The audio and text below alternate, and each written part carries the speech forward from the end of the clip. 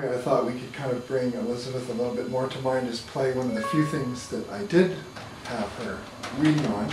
And the people from the book club might remember we actually read a book of, that was a novel about Gauguin. What's the name of that? What's the name of it? No, that's Van Gogh. That's the other one. I'll come up with it in a minute. But anyway, just for fun, for the book club, I made a little video presentation with paintings of Gauguin's, and then Elizabeth read a little bit about Gauguin's life, because some people weren't that familiar with him as a painter.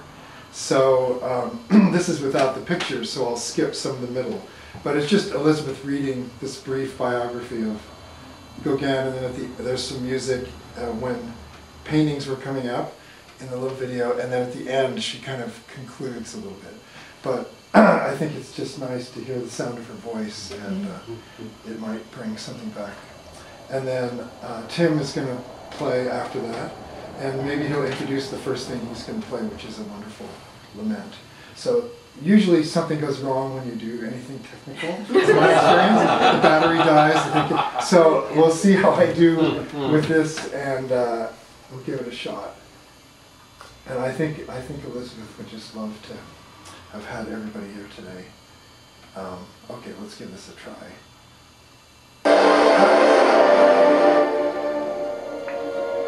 So she starts talking in a few minutes here, less than a minute.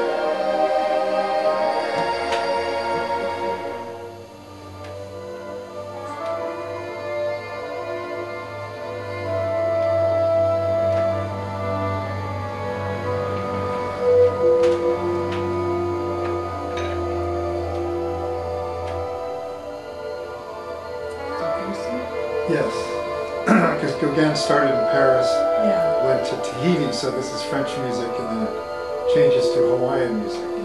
In 1891, Gauguin, frustrated by lack of recognition at home and financially destitute, sailed to the tropics to escape European civilization and everything that is artificial and conventional.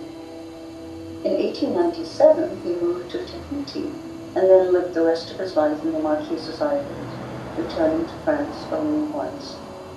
In Polynesia, he sided with the native peoples, clashing often with the colonial authorities and with the Catholic Church. In 1903, he was sentenced to 3 months in prison and charged a fine. At that time, he was being supported by the art dealer Empires Boyard. He died before he could start the prison sentence. His body had been weakened by alcohol and a dissipated life. He was 54 years old.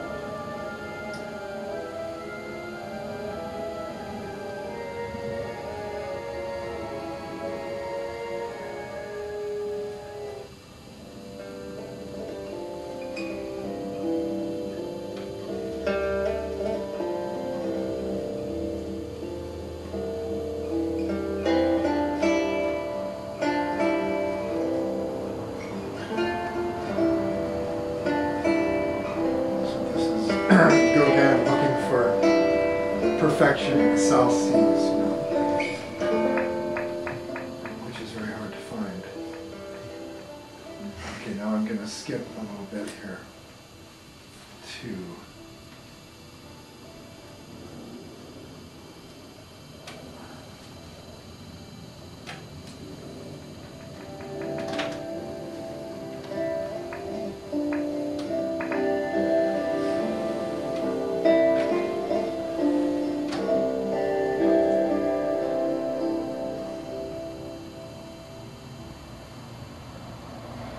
Gauguin wrote, "Painting is the most beautiful of all arts.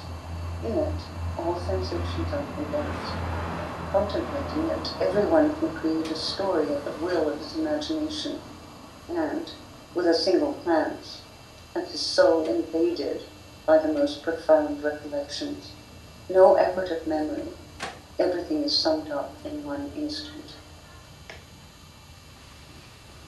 So that's the little fragment.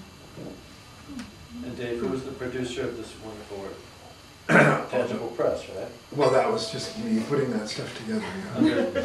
But you've got more than one, this one as well. Well, I wish I had more of Elizabeth talking. That was Yeah. terrible that I didn't do that. But anyway. Still, wonderful effort. It's worth looking at. Okay, I'll be doing Scottish fiddle music here, but fiddle does not give the same connotation in Scotland as it does here, where people think of just fooling around with the instrument.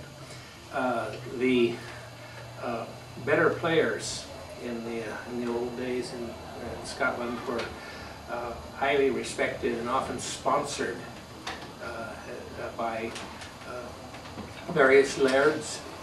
And Neil Gow in the 18th century was one of the greatest Scottish fiddlers. And he wrote lots of tunes, the dance tunes as well as the listening type tunes that I'll be playing today. This first tune was asked for especially, was a tune that Neil Gow wrote. It's a lament on the death of his second wife.